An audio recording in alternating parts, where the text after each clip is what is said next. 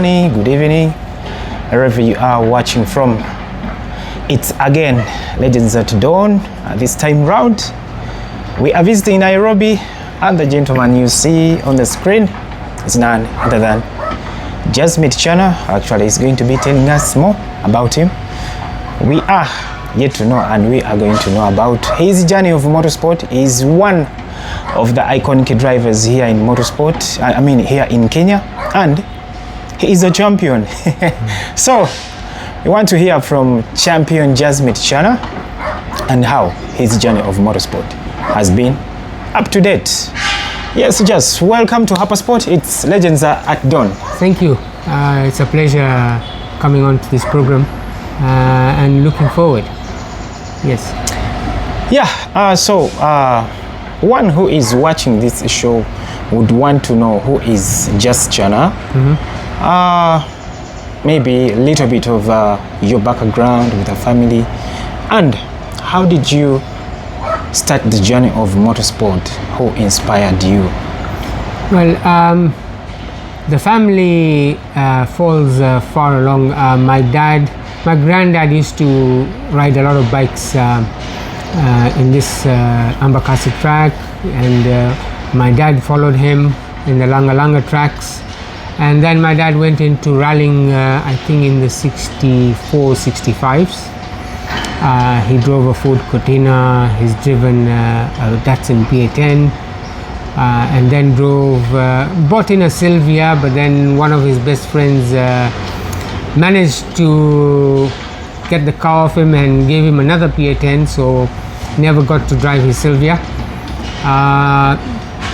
He's done I think 8 safaris, but not the very good finishing point for him, because funds always used to have a problem with him.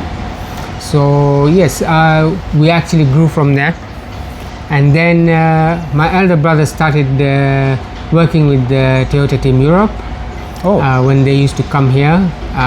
So he was with them I think till the last years of the Corolla. What's the name of the brother? Raju. Everyone knows him by Raju.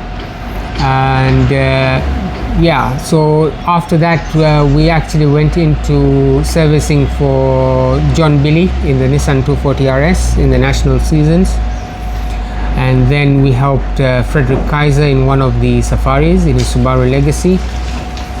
After that we then got hooked up with Mr. Kambura, who is now, you hear him in the WRCs, the PMSF.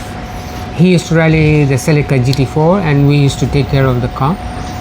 And ever since then, it's been in our blood. I guess they say sometimes the service crew is quicker than the drivers, because they know the car inside out. And my career started in 2007. My cousin brother had a VW Golf XRB Rai car, and I just told him that I would like to do a rally, and he offered, and he told me my car is there, go and drive. He had won the 205 championship in that car. So yes, that's where my rally began. Our first event was the Safari. I think at that time it was called the EWRC, or was it the IRC? Yes, IRC. And first rally, getting to learn what happens and how it happens. We finished 3rd overall in the two-wheel drive championship. Not a bad start for a first timer. And ever since then I have rallied. I won the 2009 two-wheel drive championship, and 2007 championship two-wheel drive again. From there we jumped into the Celica. I won Division 3, Division 2, Division 1. As soon as we finished with that, we acquired Evo 9. Drove the Evo 9 for a couple of years, and we actually climbed a lot of ladders from there on. We won again Division 1. We were top in the Group N. After that, we then went on to the Evo 10. I think in my career that was the car that really brought me up. It never gave up on me. Never. In fact, that's where I think I got to know you more, because Yes. I was always following the Kenyan Yes. Motorsport. So, That is one car that I'll never forget. No matter whoever has it or wherever it's gone, it will always have a special place in my mind. She gave me the best results, and she never gave up on me, never stopped. Silly mistakes of my own, yes, I would agree, but the car never gave up on me. We won the Kenya National Championship in that car, 2023. Thanks to Ruby's Energy Kenya Limited for supporting me, believing in me, and that support continues to date. This year's WRC, we are going to partner with them. It's going to be bigger, more hype about Ruby's. So yes, and we took just over the weekend, we were in Tanzania doing the Guru Nanak. That was just a test session for us. I haven't rallied since last year WRC, and nothing has happened much in Kenya since then. We have a little bit of an issue going on right now in Kenya with the rallying. Hopefully everyone will come to an understanding. At the end of the day, it's a sport, it's bigger than everyone else. It's not rocket science that you can't sit on a table and agree to something. I would urge most of our seniors who are handling this matter to sit down, be gentlemen and come up with a solution, so us drivers who have invested heavily can at least have rallies every month and enjoy and compete. Yeah, so coming to WRC, yes, so the car, basically today we just washed it and everything. We're going to strip it down now to bare shell and start rebuilding it for WRC, getting it ready, and we shall see what comes in WRC. actually, we are going to get there. Now, flashback just a little bit. Yeah. Just, you have been driving, you have driven, which car did you start with? I started with the VW Golf. Okay, it's here, people will see it on the screen. You have driven the VW, you have driven the Evo 9, you have driven the, I think the only brand you haven't driven is the Subaru in East Africa, as far as East Africa is concerned, because the cars that we know, Subarus and the Evo, and then the Toyotas mostly. Yes. So you have driven these brands apart from the Subaru. Which car would you recommend? And that, okay, you have talked about the Evo X, but again, which car would you recommend to the starters or the beginners that who would want to join the sport? Okay, I mean, if you're starting in a two-wheel drive championship or want to contest in a two-wheel drive championship, now we have better cars than the VW Golf. Lower cost maintenance because the VWs are now quite old. Getting parts is a bit scarce. I would go for a Toyota Run X, go for an Etios. They are from the showroom, they're very quick. All you need is a pair of shocks, good tires and rims, and you're ready to go for a two-wheel drive championship. Make sure your roll cage is to spec. Yes, and if you're going to start and you want to start with the national events, which is the Group N or B13, I would suggest a budget car. Today you can still buy an Evo X, which is in budget, a good spec. They're not very expensive anymore. You can pick them up and you'll be ready to go. So I would suggest, if you're going to do it in Group N or B13, an Evo X, a two-wheel drive, go for a Toyota. So generally, does this mean that if you are to go for the Group N car right now, it's better to maintain the Evo X than the Evo 9? Okay, firstly, Evo 9 has expired homologation now. Even the extension is expired, so you can't rally that like in a WRC event or an ARC event. It will not score points. The Evo X is still homologated. There is not a big difference between the Evo 9 and Evo X buying. but an Evo X is a much superior car. Yes, the Evo 9 had a very strong engine. Oh. The 4G63, the very famous engine. The Evo X has a 4B11. It's not a top-end engine, but it's got very, very good torque, and I think that's where the Evo X beat most of the cars because of the torque. Yeah. So I would suggest I would suggest an Evo X. Yeah. And to get it better, if you can get an Evo X in R4 spec, I mean, it's amazing. It can still fight.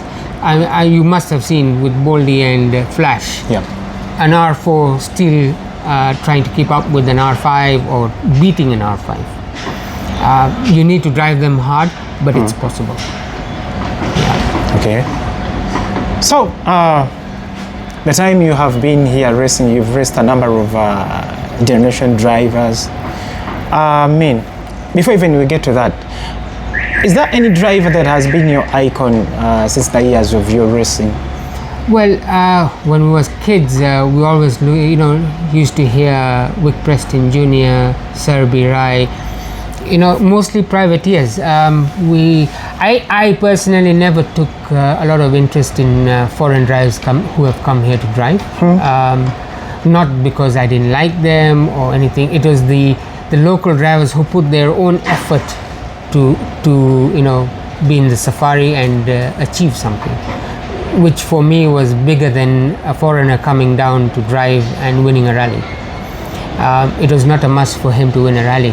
It was an achievement for him to start the rally, do all the stages, and come back on the finish line. So the likes of Wick Preston Jr., Serbi Rai, we have our Ian Duncan, and the newer generation was Carl Flash Tundo. We've had Baldev. Yes, we all look upon them. We've driven with them, against them. Yes, we learnt a lot. They were very quick drivers, or are still quick drivers, but I guess they taught us to drive on the limits as well.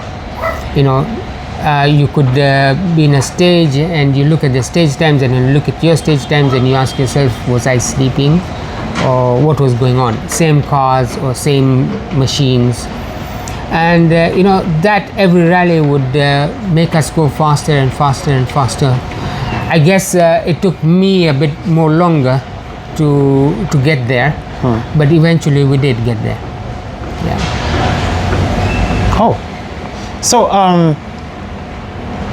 when it comes to the WRC generally, have you looked at a driver and you have really admired them, apart from the Africans, those who are here in Africa? Yes, I mean, we do have the likes of Takamoto. We have the likes of Elfyn Evans. A lot of people talk of Ogier and Kale, but if you look deep down into the lines and look at Elfyn and Taka, they're very sober people. Their lifestyle and the way they approach rallying is totally different from the other two.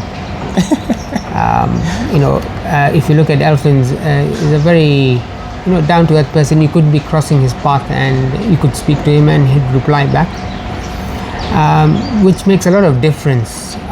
It shows you what the person's character is. And I like Elfyn's driving, the way he drives. I mean, he's a limit driver. He'll push to whatever he can, and that's what we like about him. Just you have faced a number of drivers from Uganda, actually East Africa. Yeah. Who is that one precise driver you're looking at and you say, really? Well, I used to be scared of Jas Mangat at one time because of the stories I used to hear. But eventually, I think in my rallying career, we got to drive against him as well. No doubt he's a quick driver. Yes, he did beat us, but the margins were not very big. So you could tell yourself, I did a good job after hearing and the experience he had. And we were chuffed with those times that, not far apart, couple of seconds or mostly a minute, which is still an achievement when you have a superior driver to a junior driver. Then we had the likes of Emmanuel Kato, who was here. I used to watch him drive with Jonathan Dorotich, and that fight was really big. Whenever those two drivers, same cars, different countries, it was an awesome feeling to watch them too. And at the end of the day, they would still shake hands and be friends, and life goes on. I've been a kind of a driver that I never held grudges against my fellow competitors. When we're rallying, we're rallying. When I sit in that seat, I don't look behind, I don't look forward. I drive to what my capacity will take me. I will push where I feel I can. And I guess that's where one of my, should I say, two-wheel drive competitors started naming me Iceman, because they used to wind me up every rally before the stage, and they never ever got any reaction from me besides another stage win. And that's when Kigo, I don't know if you know Kigo. No, I think maybe I know him, but the name I didn't know. Yeah, so he was Leo's navigator, Leo Vareses. So he's the one who started naming me Iceman. He told me this man is just too cool. Yeah, and ever since that name has been with me, and the reason being is because I'm calm and cool in the car. I never work up. If something goes wrong, I don't fight with the car. And when something seriously happens, I leave it as it is. Like WRC last year when we got stuck in the Fesh. I tried twice trying to come out of it. Third time I saw nothing is happening, I switched off the engines and I let it go. Yeah. So, you have talked about Emmanuel Kato, you have talked about Jonathan Dorotich. Years back, the African Rally Championship was one of the big events on the continent and FIA actually, in calendars. I'm even surprised. I think this year, I don't think the ARC is reflected anywhere on the FIA calendar. Well, I mean, why do you think things are going wrong? Firstly, like I said, we need to sit down and rethink this whole situation. I think people have got to a point where it really doesn't matter to them whether rallying comes or doesn't come back. But what it affects is the competitors that, again I say, who have heavily invested in machines that we cannot afford, them sitting at home and doing nothing. It doesn't make sense. You can't invest a couple of million shillings and leave it to sit and drive once a year. So we appeal all our clubs, federations, please, for the sake of rallying, like I said, rallying is bigger than everyone, bigger than me, bigger than anything. Sit down on a table. All humans have differences, but at the end of the day, you have to make a solution that satisfies everyone, which is possible. It's a matter of making you sit on a table and getting things on the table and making sure they're done properly. It all boils up on the money spent in rallying, where it goes, how it's budgeted for, and that's where I think everything went wrong, and it needs to be fixed. I will not blame one person or a federation or a club. I think we all need to sit down and get a new way out and try and get new sponsors back in, so that we can have a healthy ART, a healthy Kenya national, not only for Kenya but the whole East African community. And when I sit down, especially when it comes to Africa, the championship is like dying slowly. Don't you even think some of the regulations must be, because you have talked about the investment put into buy the cars, especially when it comes to the car you own. Budgets of running these cars. Don't you think somehow even the generation cars has somehow killed the championship, because a few like can afford the cars, or if someone can afford the car, they can't afford the budget to run the car. That's true, Rob. In rallying, the circles of, or should I say, the compartments of drivers types we have. There's one who can afford a car but cannot run it. Then you have one who can run it but can't afford it. And then you have the lower case, that is, they want to buy it but they think twice and they can't run it. So, we had a suggestion. That's why we formed groups in rallying, where you have the R5 class, the Group N class, open class. Yep. And I remember where KMSF actually came down with an idea of letting the open class, the two-wheel drive class, to run on expired but good seatbelts, expired but good seats. All you needed was a good roll cage and your safety, which I think was fair enough. But still, it never picked up. So I don't know the problem where it lies. I don't know how much cheaper can the federation make rallying cheaper, because don't forget they have overheads to pay as well. Yep. Nowadays landowners want money. Yep. I don't know, the government will not give you full backing to say, okay, use this land for free. So I don't know how to make or how to explain to you that you can't make it cheaper than what it is. They are trying their best as a federation, whether it's Uganda, Kenya, Tanzania. They do look out for the drivers, trying not to make them spend so much. I can't blame them, because if you go today and want to test your car on a Sunday for 2 hours, your minimum charge is 10 to 15,000 shillings. So when you tell a farmer that I want to bring in 20 or 30 cars to rally in your farm, even if you take it at 20,000 shillings a car for him to use his land, it's not little money. Then you have overheads, controllers, cleaning the garbage. There's a lot involved. There could be ways of making it cheaper. You can't say ban R5s, because it's the modern car for rallying. Again, you're correct, people can't afford it, yes, but you have the Group N still there. You have open class, still the same fun, and I think they should introduce the classes back. Group N championship, open class championship, two-wheel drive class championship. Yes, what they can do, and I've always emphasized on this, the two-wheel drive entry fee should be reduced totally, because that's where you start from.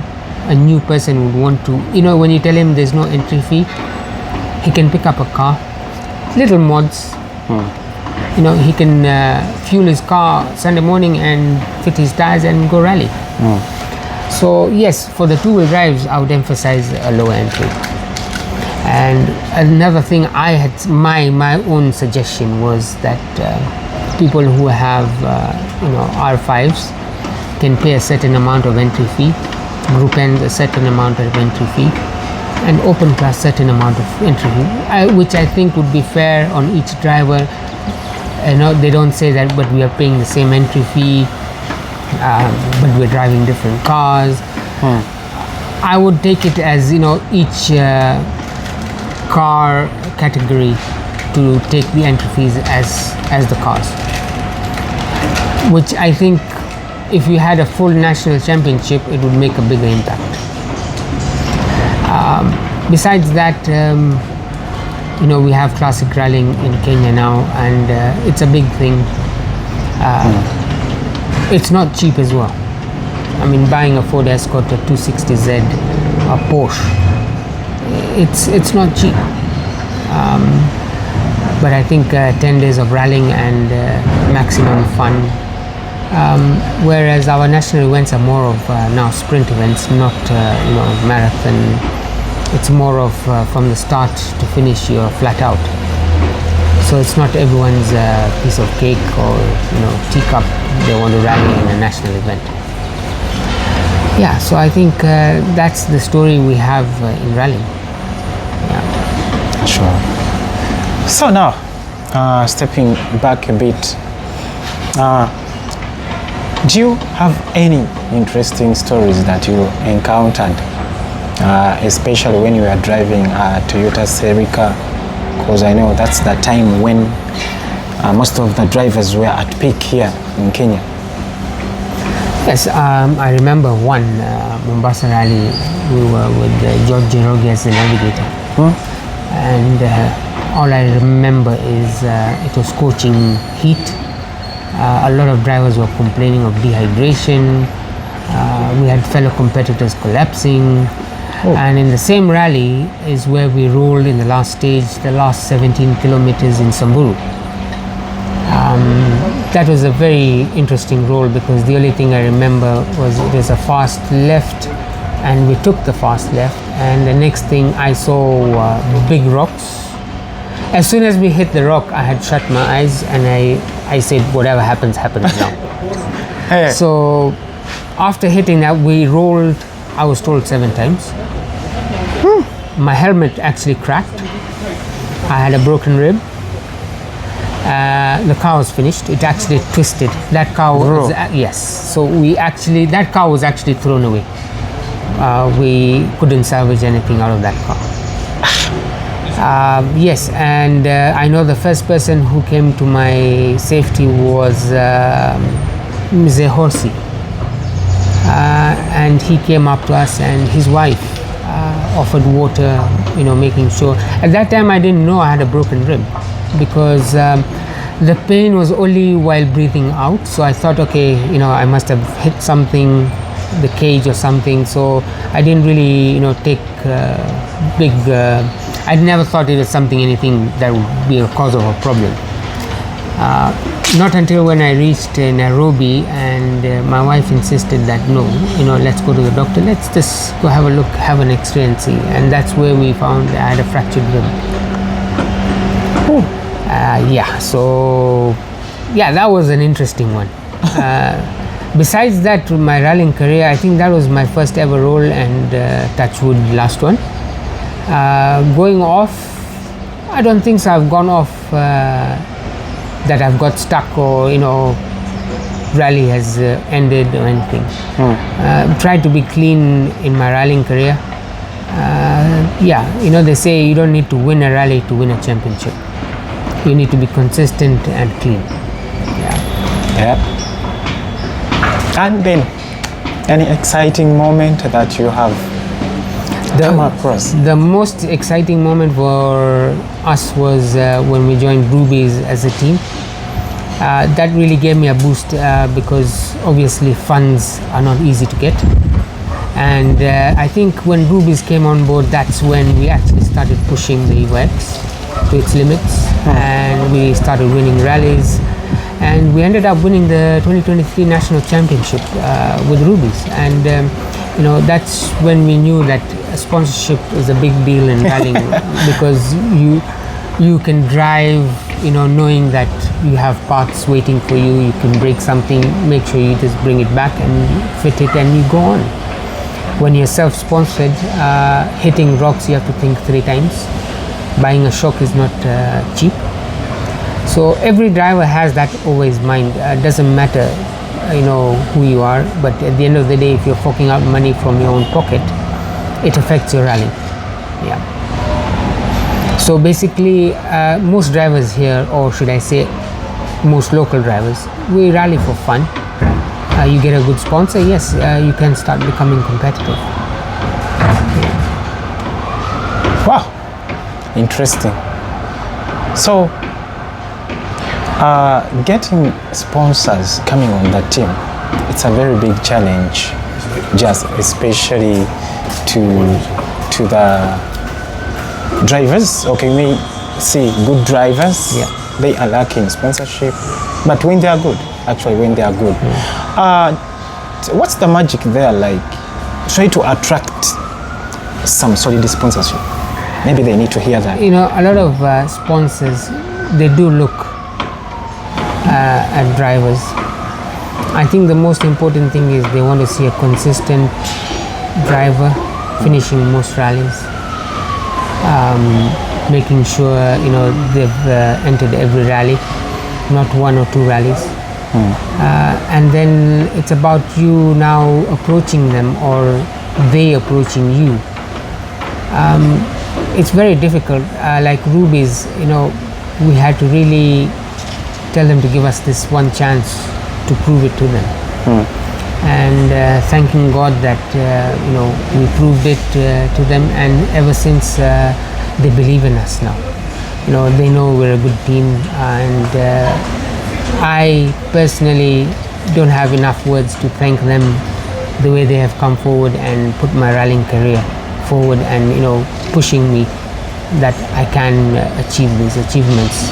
A big thank you to Rubies. It's not easy to get a sponsor. I think every driver individually has to work out a way of getting close to a sponsor, but I do know that all big companies do look at your consistency in rallying career and the amount of experience you have. So just here you are a champion of Kenya, and now Africa, because that's one dream achieved and one goal achieved. What do you think of the African Rally title? Well, we are in talks with our sponsor for the ARC. If not this year, then next year it will be on. Like we said, we have gone forward with a calendar to them. Let them have a look at it and get back to us and say, okay, XYZ, if not 26, 27 will back you. So it's pretty hard, though having them on board for the national events, the WRC, again, it's a budget, they have to even look at their side, how things are going to work out. So we have put it forward to them and we wait to hear from them. Yes, it would be an achievement to drive in the African Rally Championship because I think that's one item that is left on my list to tackle. Again, they're not slow drivers into that African Championship, but it'll be good to drive against them and compete with them.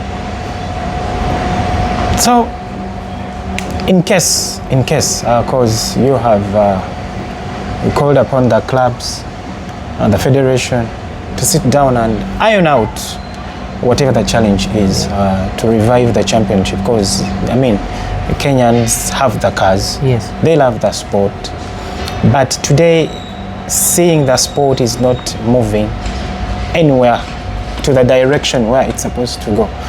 I mean, if we still have this situation lagging around, do you think you can cross the borders and do some races, maybe the neighboring countries, and just to keep fit and keep the sport going? It will force us to do that. And don't forget, if we do that, it forces us, our budgets go up. It's not cheap.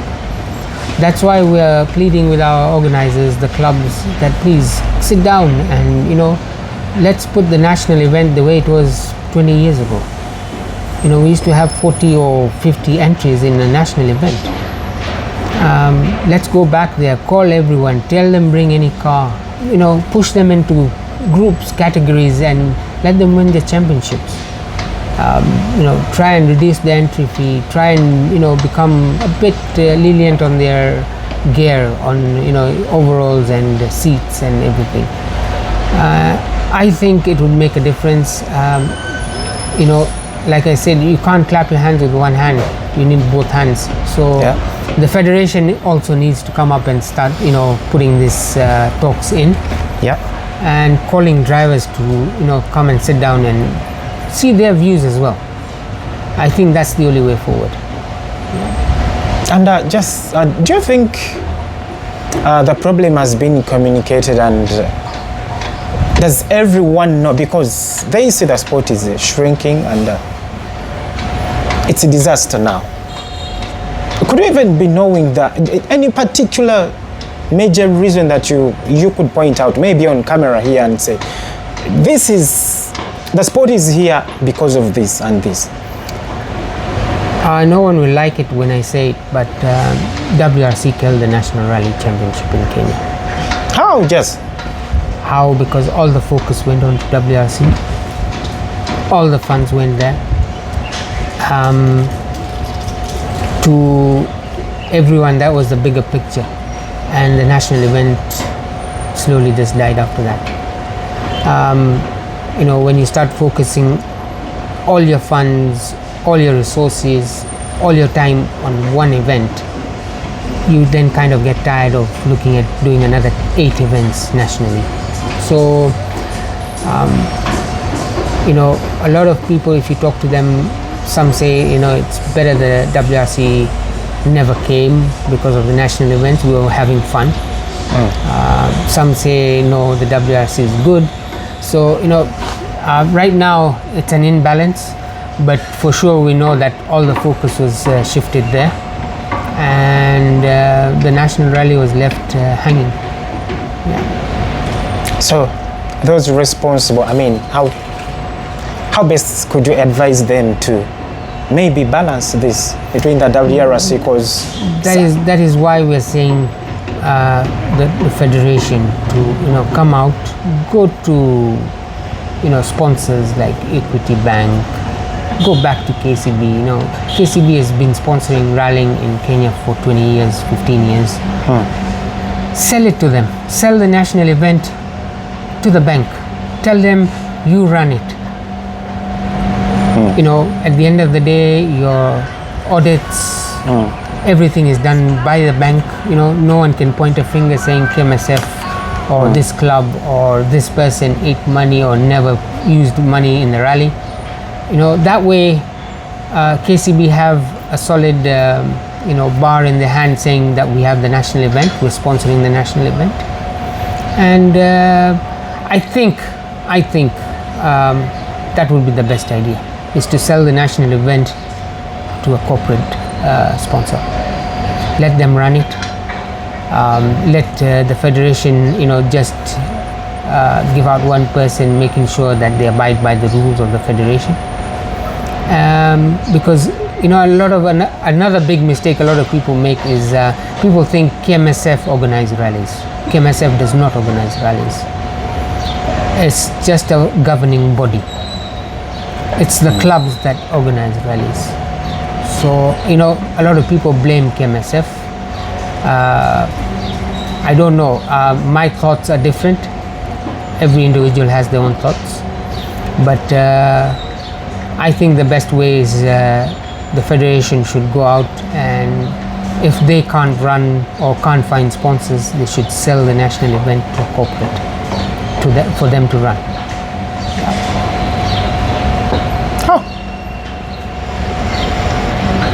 I hope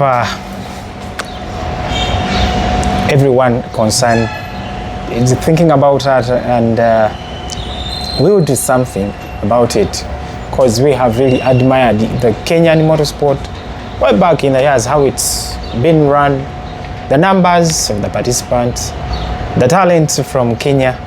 But today, we are not seeing anything here. The sport looks like it's dying. I can't say it has died, but I'm saying it's dying because we barely had events last year, and we don't know what's happening. Yes, we've seen the calendars coming out, but again, our competitors willing to bring their cars to the start lines and give us what they used to give us. Hopefully, things are noted and everything will be sorted out soon. So, I think we have a lot to tell, but it's always time that is going to limit us.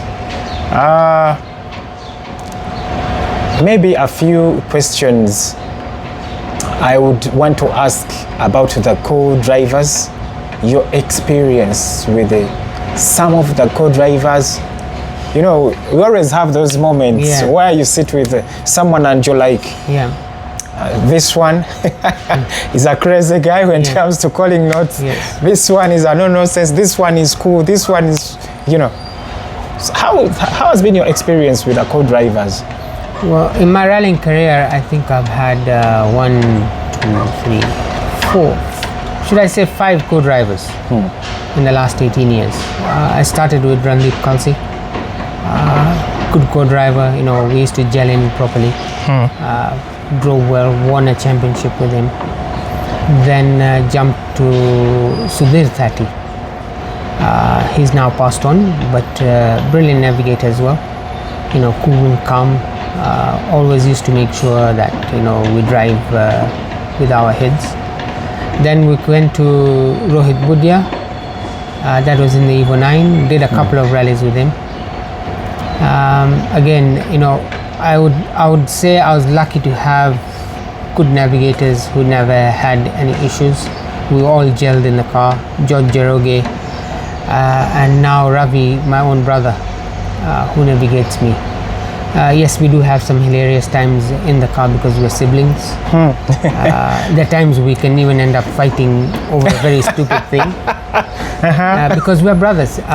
So, you know, he can actually abuse me and tell me I'm stupid, I'm doing stupid things. And at that time, my reaction is just to keep quiet, and then he keeps on asking me, are you even listening?